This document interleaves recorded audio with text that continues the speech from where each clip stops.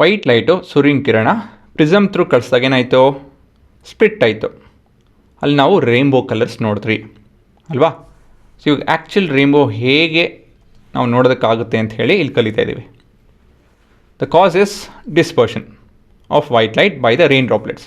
ಇಲ್ಲಿ ಪ್ರಿಸಮ್ ಬದಲಾಗಿ ರೈನ್ ಡ್ರಾಪ್ಲೆಟ್ಸು ಅದು ಸ್ಪ್ಲಿಟ್ ಮಾಡುತ್ತೆ, ಸರಿನಾ. ಇಲ್ಲಿ ಏನಾಗುತ್ತೆ ಅಂತ ಹೇಳಿದ್ರೆ ಈ ರೀತಿಯಲ್ಲಿ ನೋಡಿ, ಇದನ್ನು ಇಲ್ಲಿ ಸ್ಪ್ಲಿಟ್ ಆಗುತ್ತೆ. ನಿಮ್ಮ ರೆಡ್ ಕಲರು ಈ ಥರ ಸ್ಪ್ಲಿಟ್ ಆಗಿ, ಆಯಿತಾ. ಒಂದೇ ನಿಮಿಷ, ಸರಿ ಹೋಗಲಿಲ್ಲ ಅದು. ಹಾಂ, ಇದು ವಾಸಿ. ಸೊ ಈ ರೀತಿಯಲ್ಲಿ ಕೆಂಪು ಕಲರ್ ಲೈಟು ಈ ರೀತಿಯಲ್ಲಿ ಬರ್ಬೋದು. ವೈಲೆಟ್ ಬಂದು ಈ ರೀತಿಯಲ್ಲಿ ಬೆಂಡ್ ಹಾಕ್ಕೊಂಡು ಈ ರೀತಿಯಲ್ಲಿ, ಆಯಿತಾ. ಇಲ್ಲಿ ತಿರ್ಗಾ ವೈಲೆಟ್ಟು ಈ ರೀತಿಯಲ್ಲಿ, ಸರಿನಾ.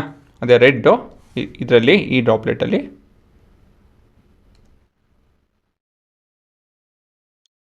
ಆಯಿತಾ. ಸೊ ಇಲ್ಲಿ ನಿಂತಾಗ ನೀವು ರೆಡ್ ಮೇಲೆ ಕಾಣುತ್ತೆ, ವೈಲೆಟ್ಟು ಕೆಳಗೆ ಕಾಣುತ್ತೆ.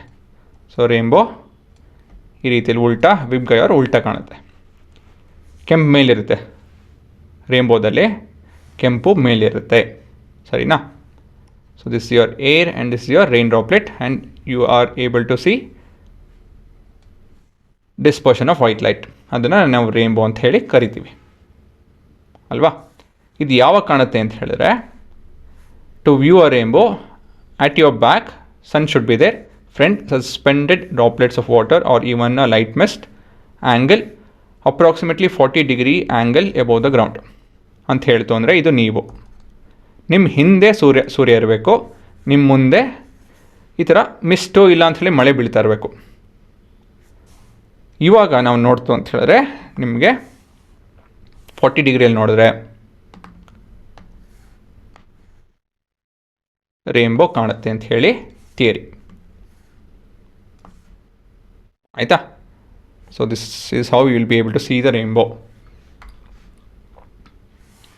ಸ್ವಲ್ಪ ದಿನ ಹಿಂದೆ KRS ಡ್ಯಾಮ್ ಹತ್ರ ಹೋಗಿದ್ರಿ, ಅಲ್ಲಿ ನಾವು ರೇನ್ಬೋ ನೋಡಿದ್ರಿ. ಇದು ನನ್ನ ನೆರಳು ಆ್ಯಕ್ಚುಲಿ.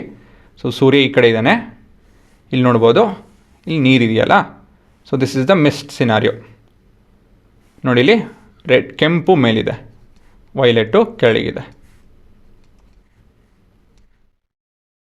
ಅಲ್ವಾ. ಸೊ ಇದು ನನ್ನ ನೆರಳಿರಬೇಕು, ಬೇರೆಯವ್ರದ್ದು ನಂದು ಮರ್ತೋಯ್ತು.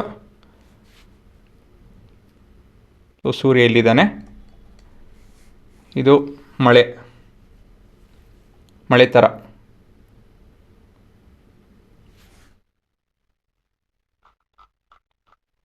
ಇದು ನಿಮ್ಮ ರೈಟ್ ಅಪ್.